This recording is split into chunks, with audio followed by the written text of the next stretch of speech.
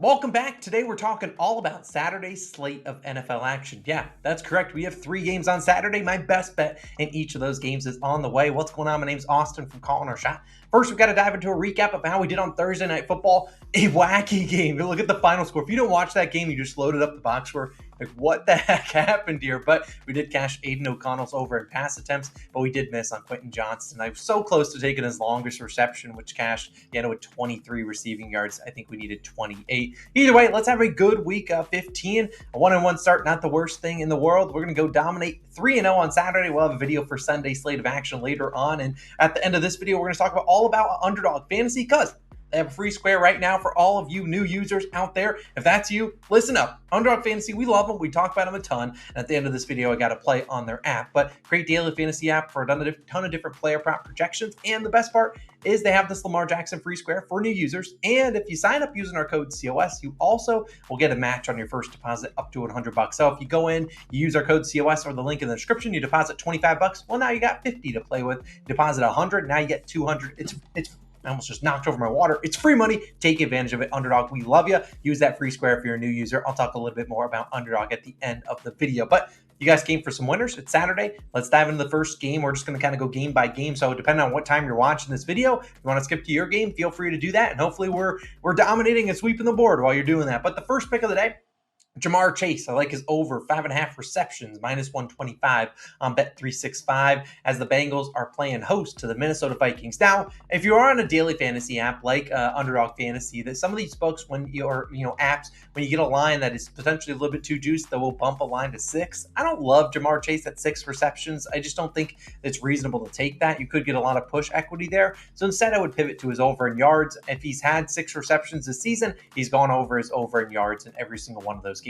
I think they kind of go hand in hand, and I'll give you a spoiler. In my Underdog Fantasy entry at the end of this video, it has it over in yards. Now let's talk about Chase, who is over this line, had 6 receptions in 6 of his last 11 games. Obviously, Joe Burrow's out. Jacob Browning going to once again start. Now last week, only 3 receptions on 4 targets versus Indianapolis. Now, that was a game the Bengals won by 20 points. You could run all over the Colts defense, and they didn't really need to pass it a ton, honestly. That was just a perfect game script for running the football. Against the Vikings, not a great game script because the Vikings are really good at 2 things. Number one, it is stopping the run. Really good team at stopping the run. They have not allowed, I think, like an 80-yard rusher this season. Number 2, they blitz a ton, so they get a lot of pressure, but also what that does is you leave your cornerbacks vulnerable, and that leads to them having to play a lot of zone coverage, and it really hasn't yielded to a ton of great results. Their defense, honestly, this year has been much better than what we've seen out of them in years past, but the Vikings play the 7th most zone coverage in the NFL. They blitz a ton, and I think we're going to see a lot of early passes out of Browning. I think they're probably going to go to Chase, and Jamar has 10 receptions in 4 games this season. Those teams were in zone coverage at the 4th, the 5th, the 13th, and the 24th rate in the NFL. So those teams, if you look at the most recent game where Jamar had 10 receptions, we took his over in yards against the Jaguars. They ran it at the 5th most zone coverage. So Jamar's the best guy that they got for zone coverage. Also, he's really good against man, and we know how talented Jamar Chase is. But with tons of pressure coming at Jake Browning, I really don't think he wants to hang in the pocket too long, let the deeper routes develop. Probably going to be a lot of early action thrown to Jamar Chase. Maybe they might even throw it to him on first down because it's so hard to run against this team. So I really like Jamar Chase. Give me his over in receptions at 5.5 at minus 125. I think there's a chance he could have 8 to 10 receptions on Saturday. I really do like him today on Saturday. I also like his over in yards as well. Now, let's move to the second game. We got the Steelers going on the road, taking on the Colts. I'm taking Najee Harris, the Pittsburgh Steelers running back, over 13.5 rushing attempts, minus 120 on Bet365. Now, as I currently record this, which is Saturday, or on Friday, I don't necessarily know what FanDuel is doing. They don't have any rushing yard props for any Steelers. They have some for Zach Moss of the Colts, but none for the Steelers. Not really sure what they're doing there, but you can find this on DraftKings, BetMGM, or Caesars. I imagine this line goes probably to about minus 140. If it does bump up to 14.5, that's probably only something I would play for half a unit. So normally I advise 1 unit plays, although my third play will be a 1.5 unit play. I still do think that I still like it at 14.5, just not as much, obviously, as 13.5. And Najee has finished on 14 rushing attempts on the dot in 3 games. And so far over the last 11 games, he's cleared this over 8 of 11. 3 games this season, he's ended with 14 on the dot. So, look, since Matt Canada was fired, Najee, 15, 16, and 12 rushing attempts. So he was over in the first 2 with Matt Canada gone. The 12 rushing attempts last week came in a game where if you remember on that Thursday night football game, the Patriots smoked the Steelers. I mean, the final score was 21-18, but they were up 21-0 in a hurry. Obviously not the best game script for running the football. In this game, I don't expect the Colts to just come out here and demolish the Steelers team like the Patriots did, which was obviously unexpected, and it could happen here, but the Colts really haven't done that a ton, and I really just think this is a great matchup to get back on running the football. This is a big game. Both these two teams sit at 7-6, obviously fighting for wild card positioning. I think the Steelers are going to lean on what they do best, and that's running the football, especially with Kenny Pickett out, Mitch Trubisky back under center. You got to run the football against an advantageous matchup. Very good to run a football against the Colts. In fact, this season, the Colts have allowed the second most rushing attempts in the NFL. They're giving up over 31 a game. And look, if the Steelers even get close to 31, Najee Harris cashes this. But over the last 6 weeks, they've faced 29, 37, 16, 33, 23, and 35 rushing attempts by running backs. Running backs alone. I'm not counting any from the quarterback. So at the end of the day, teams that want to run the football have success doing that against the Colts. Even if, this is a negative game script, teams have still gotten this over running back ones against the Colts. And I really think this game should be pretty close, should be down to the wire. If the Steelers are leading, which certainly could happen, this is basically a pick 'em, we'll see even more rush attempts. And while Jalen Warren obviously is averaging more yards per carry than Najee Harris, Najee's still having a decent season himself, and he's the running back one on this team. I don't think they're just going to randomly give the baton to Warren and say, hey, Najee, take the backseat. Najee's been pretty solid this season. So I really do like Najee Harris. Give me his over in rush attempts. I don't mind his yards either, but I normally prefer to take his over in rush attempts because he could have an inefficient day. Like, heck, last game against the Patriots, he had 12 rush attempts, 2 away from this number, only like 27 yards. Now, obviously, he could go over in yards and not over in attempts, but normally if he's going over in attempts, he's probably going over in yards too. But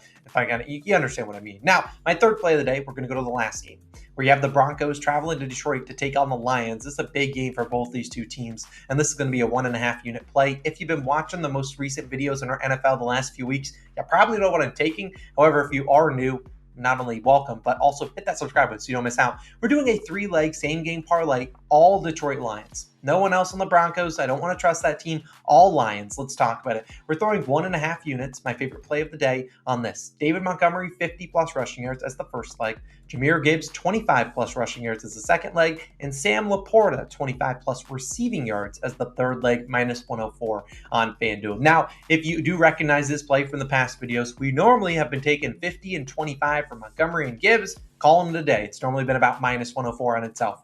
However, it is now juiced about minus 170.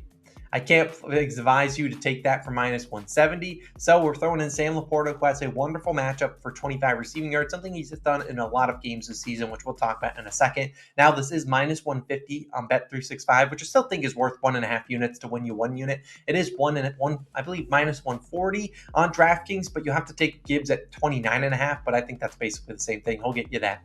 Now, let's talk about, though, why have I been targeting this, and why is this a great matchup to target these three fellas to do 3 different things? Now, we look at Montgomery this season. He's been the bell cow for the Lions, 50 rushing yards in 9 of 10 games. His lone miss, game he got injured in.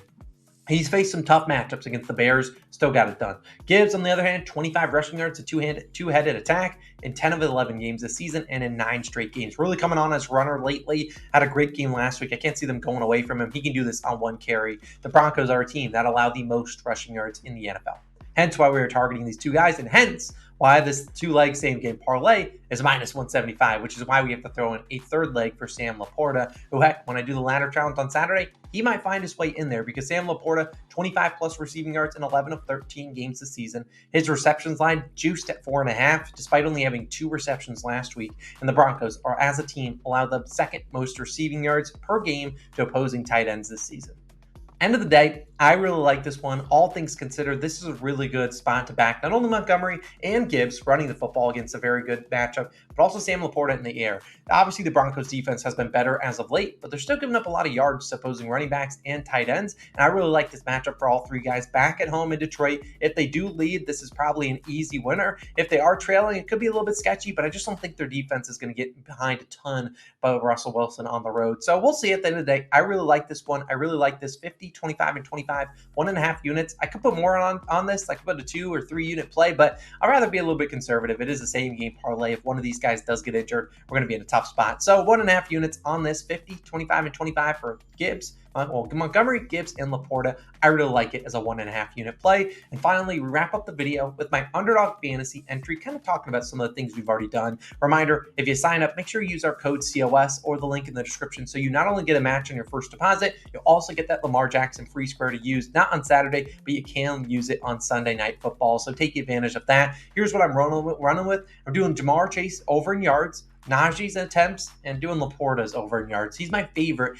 out of the 3-leg same game parlay I cooked up for you. Still don't mind David Montgomery's rush yards, but I really think Laporta's in for a terrific matchup. I think he could end with like 45, but I have confidence he can get above 50. He's just done it consistently, been really good tight end at home. Didn't do a lot of work last week. We probably get the ball early and often to him, but $25 and 150. Yeah, that sounds like a winner to me. But those are my favorite picks for Saturday's slate of NFL action. I will have a video for Sunday posted on Saturday, so you have to stay tuned for that. Let's dominate the Saturday slate, go 3-0, get into the positives, and we'll see you guys back again for some more picks on Sunday. When the ladder challenge is live on Saturday, I'll link that on the screen, plus a bunch of other stuff. It's Austin, signing out. I'll see you guys in the next one.